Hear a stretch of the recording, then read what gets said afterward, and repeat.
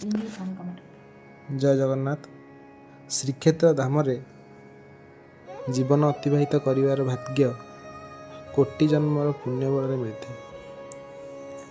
ଶ୍ରୀ ଜଗନ୍ନାଥଙ୍କ କୃପାରୁ ମୋତେ ପ୍ରଭୁଙ୍କ ଶ୍ରୀକ୍ଷେତ୍ରରେ ରହିବାର, ସମୟ ଅତିବାହିତ କରିବାର ସୁଯୋଗ ମିଳିଥିବାରୁ ମୁଁ ନିଜକୁ ବହୁତ ଗର୍ବ ମନେ କରେ।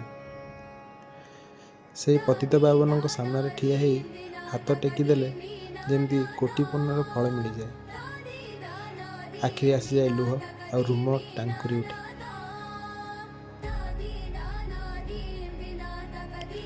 ଆଜି ମୋର ସେମିତି ଜଗନ୍ନାଥଙ୍କ କଥା ମନେ ପଡ଼ିଗଲା। ପ୍ରଭୁଙ୍କୁ ଟିକେ ଦର୍ଶନ କରିବାର ଇଚ୍ଛା ନେଇ ମୁଁ ଚାଲିଲି ସେଇ ମନ୍ଦିର।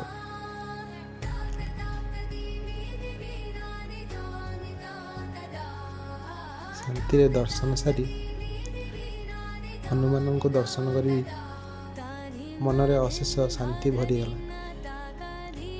ତାପରେ ପ୍ରଭୁଙ୍କ ମନ୍ଦିର ଚାରିପଢ଼ାରେ ବସି ତାଙ୍କର ସେହି ପତିତ ପାବନକୁ ଦର୍ଶନ କରିବାର ଆନନ୍ଦ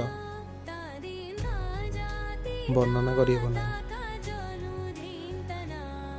ପରିବେଶଟି ଥିଲା ଅତ୍ୟନ୍ତ ଶାନ୍ତ ଏବଂ ବର୍ଷା ଛାଡ଼ି ଯାଇଥିବା କାରଣରୁ ବହୁତ ଥଣ୍ଡା ପବନ ମଧ୍ୟ ହେଉଥିଲା।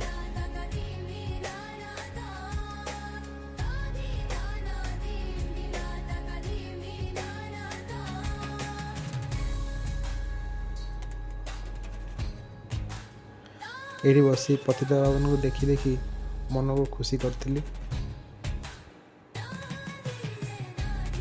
ଶେଷରେ ଦର୍ଶନ ସାରି ମନ୍ଦିର ବେଢ଼ାରେ ଟିକେ ବସି ଘରକୁ ଫେରିବାକୁ ଆରମ୍ଭ କଲି ଏବଂ ବାଟରେ ପ୍ରଭୁଙ୍କର ସେ ନୀଳଚକ୍ରକୁ ଦେଖି ଦେଖି ଫେରୁଥାଏ।